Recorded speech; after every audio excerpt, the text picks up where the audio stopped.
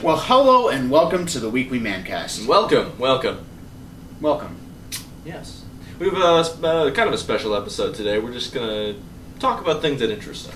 Yeah, I guess the first thing that interests me is electronics. Electronics are very interesting, especially do-it-yourself electronics. Yeah, I really like soldering with a hot, steamy iron. I know, I love taking that hot, steamy iron in my hand and just, poking and prodding and until everything works correctly. Yeah, and I think one of the best things that you can do is solder. I mean, it's a skill that is used in a lot of different realms. Absolutely, but you have to be very delicate when, you're feeding the wire in and poking the components through their respective holes. Yeah, it's not something that you just, slam it in there. That's just not proper. It's for dangerous, soldering. and it can damage the holes. It can really damage the holes. And it can wreck the whole project. You're not going to be able to come back and work on that project again. No, it can ruin the mood too. Yeah. Because if you have a bad project, then you kind of feel like you failed. And you need to be calm while you're doing it, because you just wreck the mood. If you're suddenly you get all excited, the stuff gets everywhere. Yeah.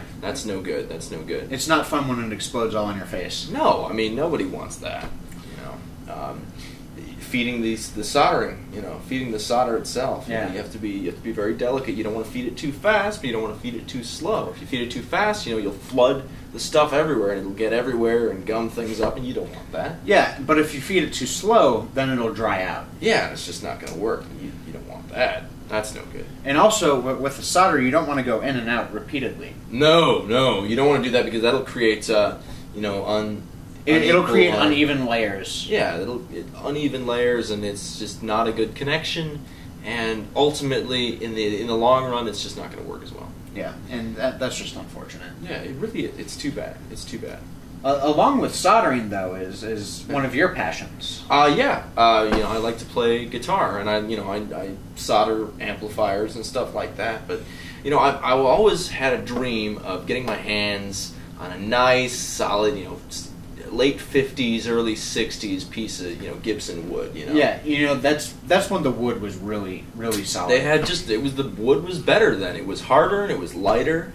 And just the resonance. It was stronger too. Yeah, I mean you could bend the G string, just real solid, wonderful instruments. Yeah, but you got to make sure that G string is tight when you're playing. Yeah, but you don't want it too tight. If it's too tight, it'll just snap.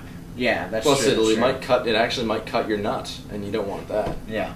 You don't want it digging into the nut and just really, really screwing it up there. In fact, it's necessary a lot of times, particularly on instruments with whammy bars. If you're going to use your whammy bar a lot, it's very important that you lube up your nut.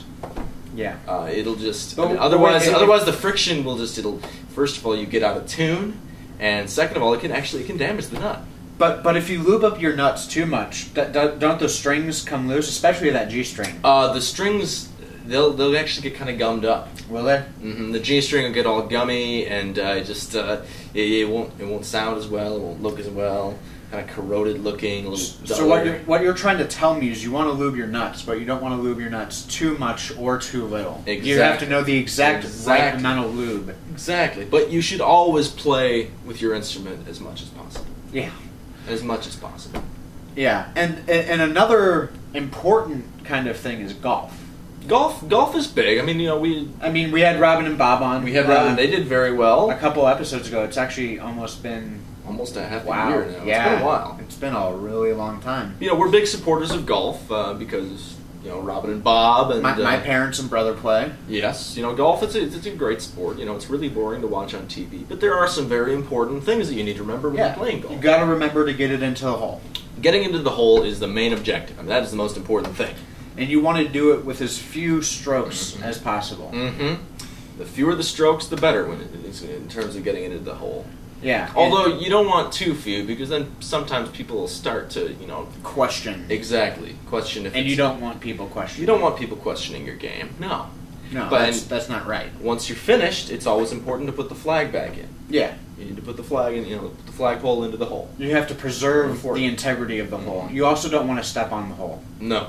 You don't want to do that. That's in fact you have to be very, very careful treading all over the green because it's a very sensitive area. It takes a lot of care to keep the green in good shape. Yeah, you also don't want to step on your ball. No, you don't want to step on the Because, ball, particularly on the green. You don't want to push the ball into the Yeah, green. you don't want to divot in the green. There's already one hole in the green. You don't want to make another one. Exactly, and they actually have special forks that you can use to kind of. It's called a divot repair tool. Actually, divot repair tool. Yeah, You learn something new every day. It's got 2 prongs. Yes, so you stab the 2 prongs into the green and just kind of lift up You delicately. lift up the earth so Delicately. that the dimple is repaired and flat once and again. fixed. Yes, it's a wonderful thing.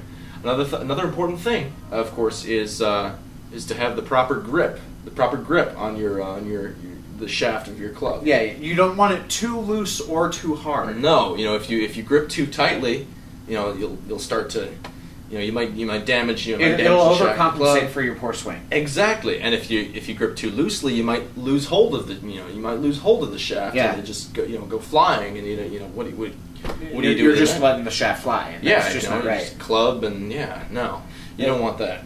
It's a known fact that a lot of professionals pay quite a bit of money to get their grip improved on their shaft. Yeah, especially on their woods. Yeah. Yeah. It's very important to have a good grip on your woods. Yes. Well, golf is very important. Yeah. Of course. It is a rather important sport for us. It's a business sport, really. It is. It's there's more to it than just the game aspect. You have to, you have to know what you're doing. Interact with people. You have to know how to deal with the people that you deal with when you're playing this. You have to deal with people when you deal with people, and that's kind of hard. Well, no, but I mean, golf it's about the social interaction as well. Yeah. You can't forget the social aspects of this game here. Yeah. They're important. You have to talk to your partners. You can't just play this game and just ignore the other people. It doesn't work if you ignore the other people. Yeah, no. Ignoring people is not the right way to do it. No. Though many experts say that it's kind of the only way that some can communicate, by ignoring people. Yes, for example, at Abercrombie and Fitch, they pay their employees to act arrogant and ignore all customers. And to walk around shirtless. Well, those are just the models. Oh, but yeah. the people who work there are supposed to ignore people. Interesting. Because that's the mindset of the company Abercrombie. I've never heard of that before. That's interesting. It's very interesting, and sometimes that's just a turnoff for most people. Yeah. And I am one of those people who believes it's a turnoff. It's so. just not. Well, that and the prices. It's not appealing. Yeah. Plus, if I want jeans that are torn, I want to tear them myself. Well, yeah, of course.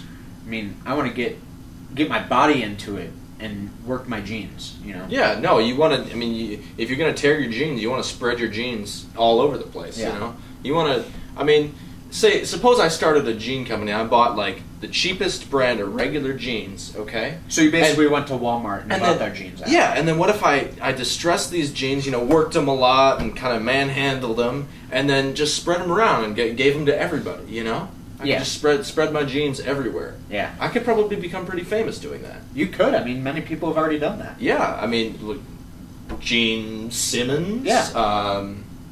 Other jeans. Yeah. Have spread jeans all over to the world. Yeah. Just giving them to everybody. It's a great thing. It's a wonderful thing. Yeah. Well, those are some of our interests there. Yeah. Electronics, guitars, golf, jeans. Yeah. So we hope you've enjoyed this episode of the Weekly MANcast. Yeah, it was a fun one. That was a good one. I thought it was fairly interesting topics of discussion. Yeah.